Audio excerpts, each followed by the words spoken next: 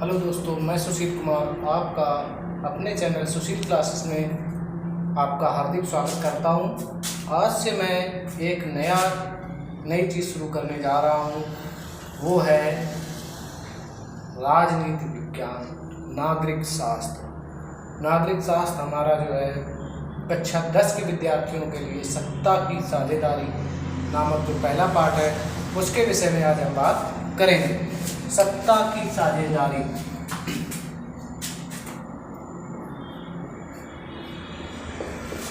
सत्ता की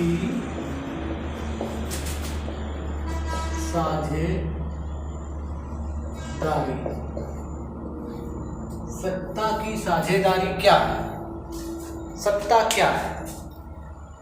एक देश को चलाने के लिए जो कानून बनाए जाते हैं वो संविधान होते हैं। वहाँ की जो सरकार होती है, जो उस देश पर शासन करती है, जो डेमोक्रेटिक यानी लोकतांत्रिक ढंग से चुनी गई सरकार, एक लोगों की सरकार होती है जो सत्ता पर काबिज होती है, और वही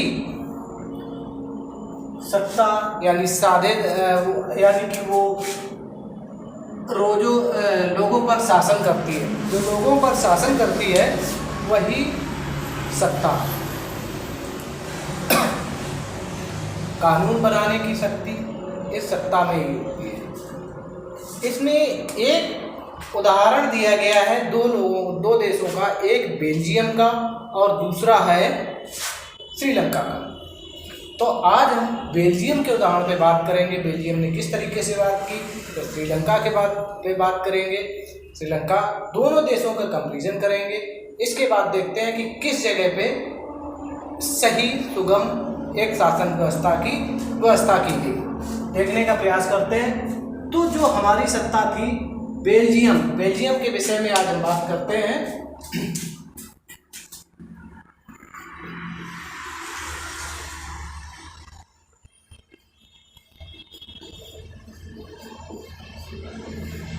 बेल्जियम सत्ता जो होती है शासन की, वो वहाँ के लोगों द्वारा चुनी हुई सरकार होती है। वहाँ के लोगों द्वारा चुना गया शासन होता है। जो लोग उन पे शासन करेंगे उनका चुनाव जनता ही करती है। चूँकि जनता ही उनका चुनाव करती है, इसलिए वो जनता के ही प्रतिनिधि कहलाते हैं। इसलिए वो जनता के हित में ही शासन करते, जनता की सुविधाओं के लिए ही नियम और कानून बनाए जाते हैं। इस आधार पे चूंकि जनता के द्वारा चुनी हुई सरकार होती है, जनता के हित के लिए कानून बनाती है, तो स्वाभाविक जिस धर्म जिस भाषा के लोग ज़्यादा होंगे सरकार में, वो कानून उन्हीं के लिए ज़्यादा अच्छी तरीके से निर्माण करेंगे। जब वो उनके लिए निर्माण करेंगे तो इसलिए वहाँ पे ये निश्चित हो जाता है कि बहुसंख्यक लोगों की सरकार ज़्यादा रहती है। जिनकी संख्या ज़्यादा होती है उनके सदस्य ज़्यादा से ज़्यादा चुनकर जाते हैं, और बहुसंख्यक जैसा चाहते हैं मन के कानून बनाते हैं और प्रयास करते हैं। इसलिए उन अल्पसंख्यक वर्ग पर लगभग उन्हीं लोगों का शासन बहुसंख्यक वर्ग का हो जाता है। लेकिन कुछ देश अपने यहाँ पे सही से नैतिकता से संविधान ऐसे कानून बनाते हैं जिसमें सभी धर्म के लोगों को, सभी भाषी लोगों को सुविधा प्राप्त हो। इसी तरीके के इसी में बेल्जियम का जो एक उदाहरण है, बेल्जियम में एक फ्लेमिश का इलाका है। फ्लेमिश के इलाके में जो है वो 59%, एक बेल्जियम एक देश है जिसका मैं आपको स्क्रीनशॉट में देख पा रहे होंगे। बेल्जियम एक देश है जो हमारे हरियाणा की क्षेत्रफल के लगभग बराबर का देश है, और जनसंख्या यहाँ जो है वो इससे कम है। हरियाणा की जनसंख्या से भी वहाँ की जनसंख्या कम है। तो हम कहने का मतलब यहाँ से आते हैं, बेल्जियम में क्या है, बेल्जियम एक देश है जिसने अपने देश में कुछ ऐसे कानून बनाए जिसने एक वहाँ के अल्पसंख्यक या अन्य लोगों को भी सुविधा हुई, जिसमें यहाँ की कंडीशन ये थी। अब आप देख पाएंगे यहाँ पे 50 के समय में, 50-60 के दशक में, उस समय वहाँ पे शासन में कुछ विद्रोह उत्पन्न हुआ था। वो क्या था उसके विषय में बात करते हैं। तो एक तो धार्मिक मुद्दा मेन जो है रहता है विवाद का, लेकिन हमने देखा है धार्मिक मुद्दा और भाषी मुद्दा भाषा का भी मुद्दा राजनीति का अहम कारण रहता। तो आज हम बात करते हैं बेल्जियम की। तो बेल्जियम में देखते हैं जो एक फ्लेमिश का इलाका है, फ्लेमिश, बेल्जियम में फ्लेमिश का इलाका है जहाँ पर 59% लोग जो है रहते हैं। वो कौन है? वो डच भाषा बोलने वाले हैं, डच भाषा बोलने वाले हैं। दूसरा इलाका एक इलाका है वोलोनिया का इलाका।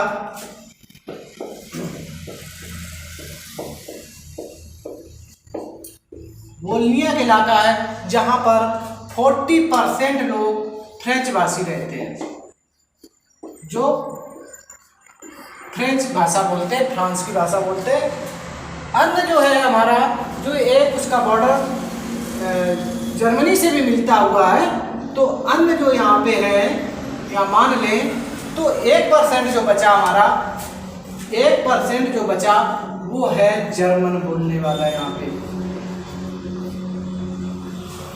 अब हम देखते हैं यहाँ पे जो हमारा फ्लेमिश का इलाका है, यहाँ पे डच भाषी जो लोग ज़्यादा रहते हैं, और जो 40% है वो वोलोनिया के इलाके पे कुछ ज़्यादा रहता है। तो पूरा जर्मनी के जो कंक्लूजन है वो डच भाषी लोग यहाँ पे बहुतायत है। लेकिन दूसरी कंडीशन उसी पे क्रिएट होती है, वहाँ की राजधानी जो ब्रुसेल्स है, वहाँ की राजधानी ब्रुसेल्स है। ब्रुसेल्स में यहाँ पे जो है 80% जो है लोग रहते हैं, वो है 80% लोग जो रहते हैं वो हमारे फ्रेंच भाषा बोलने वाले हैं, फ्रेंच भाषा बोलने वाले हैं। और शेष 20% जो लोग हैं, 20% लोग हैं वो डच भाषी हैं। अब हम यहाँ पे देखते हैं कि जो अब यहाँ पे पूरे देश में 59%, 59% डच भाषा बोलने वाले हैं, जबकि वोलोनिया में जो है 40%, वोलोनिया में पूरे जर्मनी के जो जो पूरा बेल्जियम का हमारा देश है, उसमें जो बहुतायत संख्या में है वो फ्लेमिश जो है एरिया में 59% डच भाषा बोलने वाले हैं, वोलोनिया में 40% फ्रेंच बोलने वाले हैं, और जो एक एरिया जर्मन, ये तीनों, ये जो डच, ये जो है ये जर्मनी, इनसे बॉर्डर शेयर करते हैं।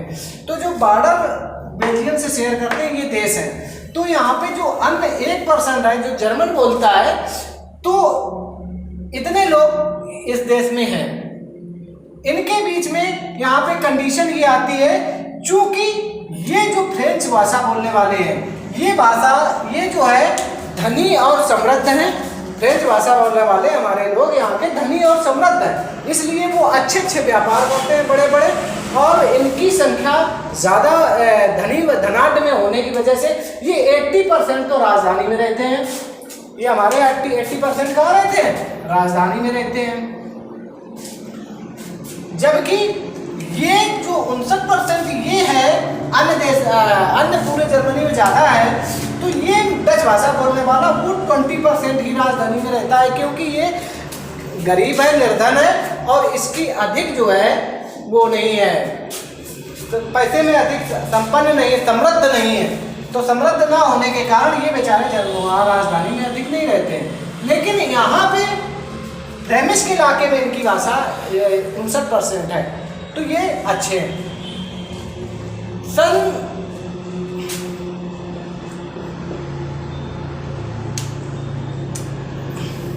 1950 टू 1960 के टाइम यहाँ पे विरोध उत्पन्न हुआ।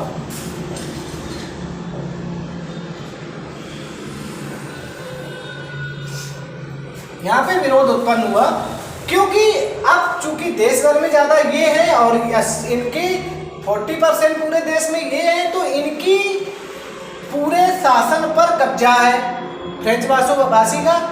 तो ये लोग अपने 40% होने, पूरे देश में 40% होने के कारण इनका पूरे देश पर कब्जा है, क्योंकि ये समृद्ध हैं, पैसे वाले हैं, और इनका ही राजनीति में अच्छा खासा हिस्सा है।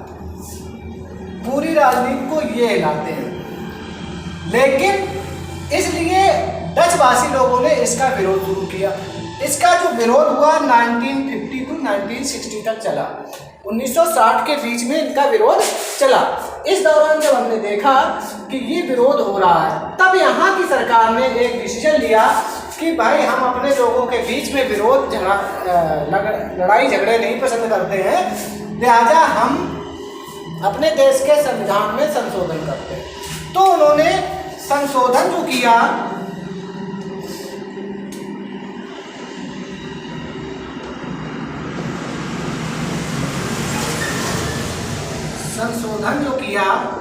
वो 4 बार संशोधन किया। वो 1970 1970 से 1993 तक उन्होंने 4 बार संशोधन किया, 4 बार संविधान संशोधन किया।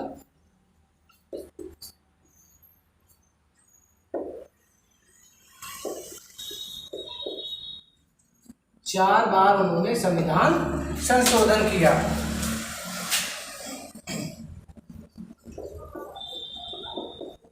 चार बार संविधान संशोधन किया, लेकिन चूंकि ये लोग लड़ना नहीं चाहते थे हमारे यहाँ सारे देश से जो भाषी लोग हैं, 1% जर्मन है, डच है, फ्रेंच है, जो ये लोग हैं, इनको सत्ता में बराबर की हिस्सेदारी देगी।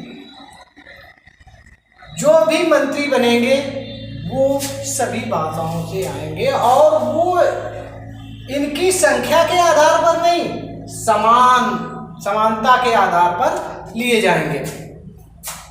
समानता के उसमें, चूंकि जब भी कोई संशोधन होगा तो ये मंत्री उनमें शामिल होंगे, लिहाजा उन्होंने उन मंत्रियों के साथ रह करके संविधान का संशोधन की रणनीति बनाई और जिससे उस देश को गृह युद्ध होने से बचाया जा सका। चूंकि इन सबके फ्लेमिश भाषा के भाषी लोग और फ्रेंच भाषी, डच भाषा के डच भाषी लोग और फ्रेंच भाषी लोग और जर्मन भाषी लोग, चूंकि इनमें भाषा का विवाद था कि इन भाषा के लोगों को ज़्यादा सत्ता में रहते हैं और ये बेचारों को सत्ता मिलती नहीं, इनका तो नाम ही नहीं है सत्ता के नाम पे।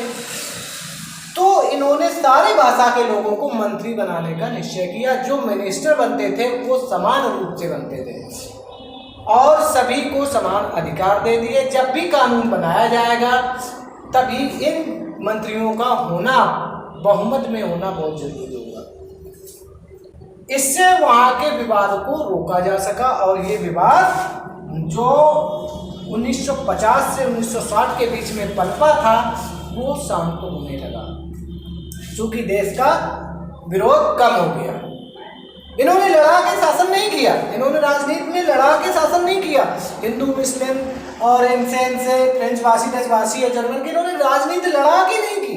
इन्होंने सत्ता में साझेदारी दे के देश को समृद्ध बनाने की ओर प्रयास किया। एक अच्छी राजनीति का उदाहरण था बेल्जियम, जिसने अपने देश में और इन्होंने एक काम किया कि त्रिस्तरीय शासन व्यवस्था की, त्रिस्तरीय शासन व्यवस्था की स्थापना की। जो हमारे भारत में भी त्रिस्तरीय शासन व्यवस्था है। एक तो केंद्र सरकार, वो केंद्र सरकार जो दिल्ली से बैठ के जिनके लोगों को हम चुन के भेजते हैं, केंद्र सरकार। दूसरी, राज्यों में भी अलग अलग सरकारों का गठन किया गया ताकि वहाँ की राज्य की सरकारें उन लोगों के हितों में एक उचित कानून का निर्माण कर सकें। दूसरी, क्षेत्रीय इलाके, ग्राम पंचायत वगैरह, छोटे छोटे बड़े नगर निकाय जैसे शासन व्यवस्था की भी शासन व्यवस्था की, जिससे वो देश अपने झगड़े को समाप्त कर सके। सभी लोगों को, सभी भाषाओं का सम्मान किया। दूसरा उदाहरण है श्रीलंका। दूसरा उदाहरण है श्रीलंका।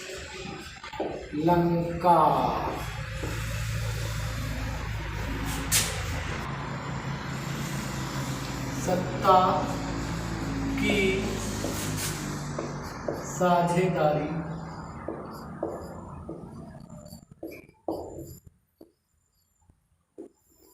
में श्रीलंका की बात करते हैं। श्रीलंका की बात करते हैं। श्रीलंका, भारतवासी सभी लोग लगभग श्रीलंका के विषय में जानते हैं। श्रीलंका हमारे भारत के दक्षिण भाग में तमिलनाडु के नज़दीक है। तो इसके विषय में हम बात करते हैं आज।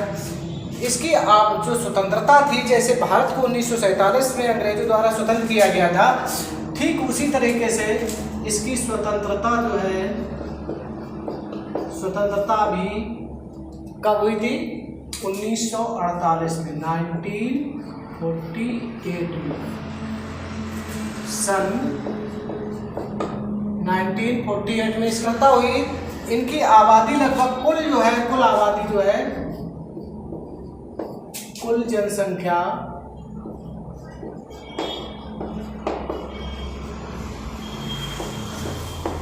2 करोड़ है।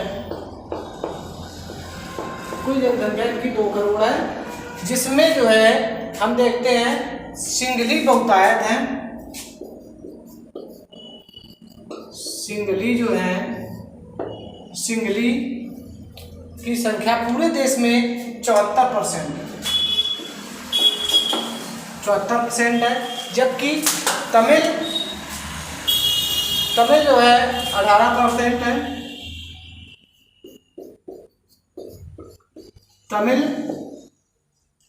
तमिल जो है 18% है। इसमें 2 तरह के लोग हैं, एक तो भारतीय तमिल हैं,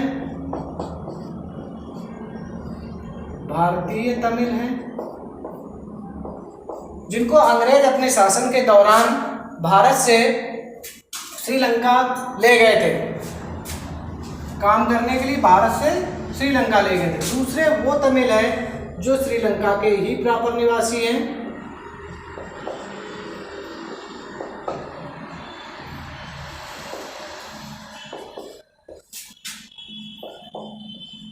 श्रीलंकाई तमिल है, यह श्रीलंका के तमिल है। तो श्रीलंका के तमिल हैं। अब जो बचे हमारे 7% वो ईसाई हैं।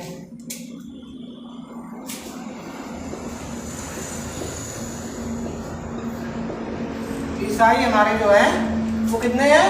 कुल 7% है। और अन्य जो रहने वाले हैं वो यहाँ पर 1% है। 1% जो है अन्य लोग हैं। अब देखते हैं, इन्होंने ये 1948 से लेकर के 1956 तक ऐसा ही चलता रहा, ठीक ठाक व्यवस्था उनकी बनी रही, कोई भी विवाद उत्पन्न नहीं हुआ, क्योंकि दोनों ही लोग बड़े प्यार से यहाँ पे रह रहे थे। लेकिन कुछ राजनीतिक पार्टियों ने यहाँ पे कहा कि हम बहुतायत हैं, हमारी संख्या बहुत ज़्यादा है, यहाँ पे हमारी 74% है, लिहाजा हम जैसा चाहेंगे वैसा शासन चलेगा, जैसी हम व्यवस्था करेंगे वैसी व्यवस्था होगी। अतः यहाँ की सरकार 1956 में एक कानून बनाती है।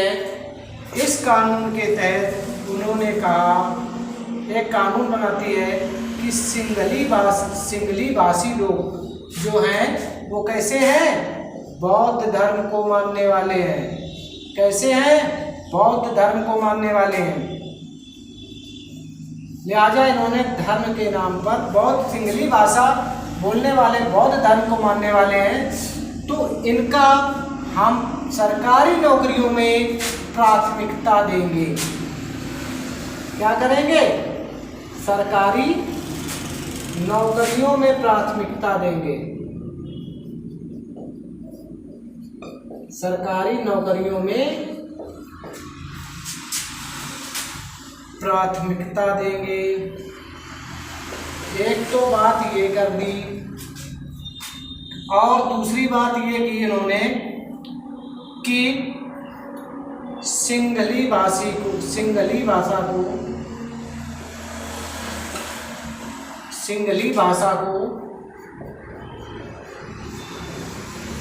को ही राजभाषा का दर्जा दे दिया। राजभाषा का दर्जा दे दिया।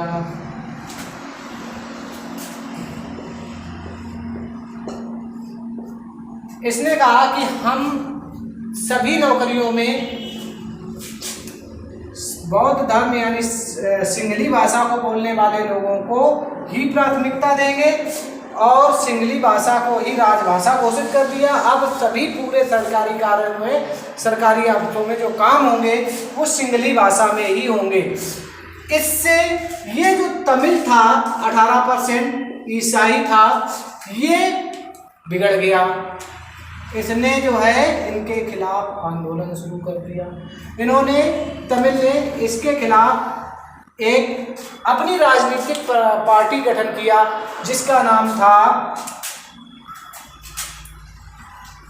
तमिल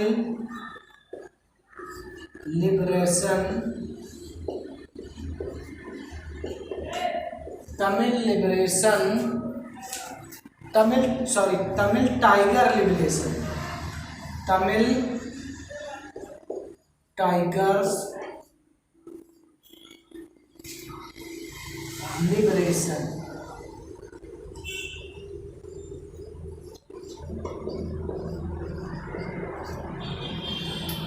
इसका इन्होंने गठन किया। ये एक राजनीतिक पार्टी अपनी बनाई और ये भी अपने प्रयास में शुरू हो गए। चूंकि यहाँ पे इन्होंने सरकारी नौकरियों में इनके लिए खत्म कर दी थी, सिंहली भाषा को राजभाषा बना दिया गया था। प्राथमिक तौर पर इन्हीं का शासन होने लगा। चूंकि इनकी संख्या कितनी थी, 74% थी, तो इनका ही शासन पूरे श्रीलंका पर होने लगा। और इसके विरोध के लिए ये Tamil tigers liberation Eelam party का गठन किया गया।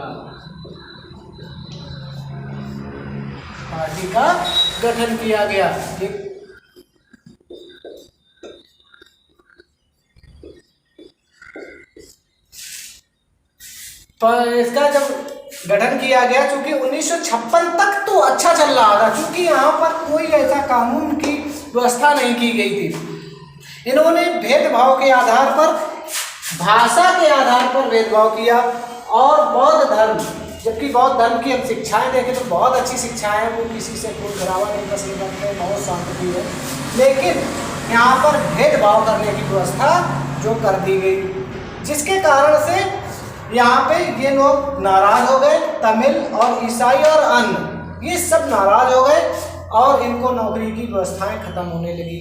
लिहाजा इस श्रीलंका में विद्रोह की भावना उत्पन्न होने लगी और इसको शांत करने के लिए सरकार ने शक्ति का इस्तेमाल किया, जबकि शक्ति का इस्तेमाल नहीं करना चाहिए। क्योंकि लोकतांत्रिक सरकारें जो होती हैं वो लोकतंत्र की हित के लिए काम करती हैं। पिछले टर्म में आपने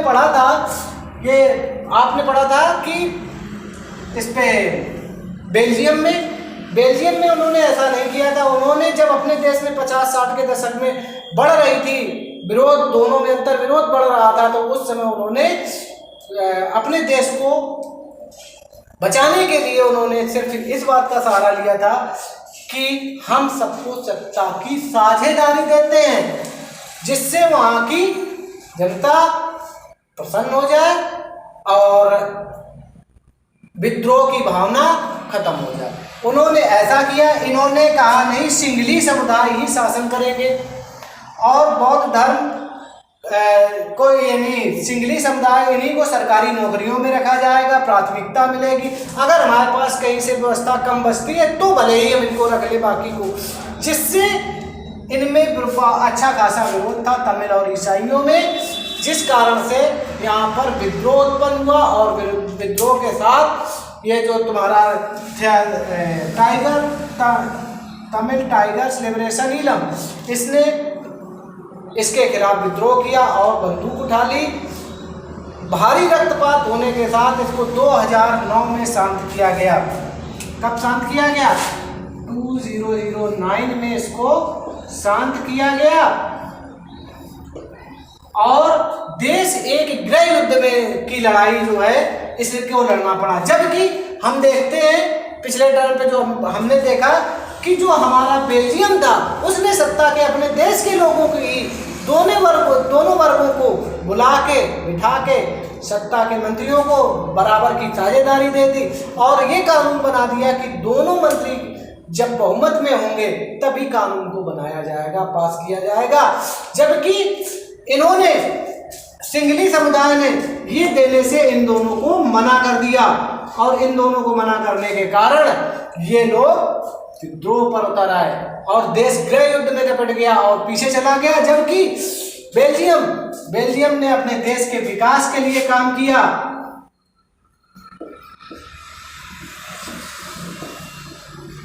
इसलिए सत्ता की साझेदारी के माध्यम से बेल्जियम ने एक नया उदाहरण किया, अपने देश को विकास में की राह पर ले गया, जबकि श्रीलंका बहुत पीछे चला गया और विकास की राह को पकड़ भी नहीं पाया। आज देखते हैं वो कहीं दूसरे देशों से कर्जा लेता घूमता रहता है। जबकि बेल्जियम एक सक्षम राष्ट्र है, छोटा राष्ट्र होते हुए भी, श्रीलंका से काफी छोटा होने के बावजूद भी एक सक्षम राष्ट्र है।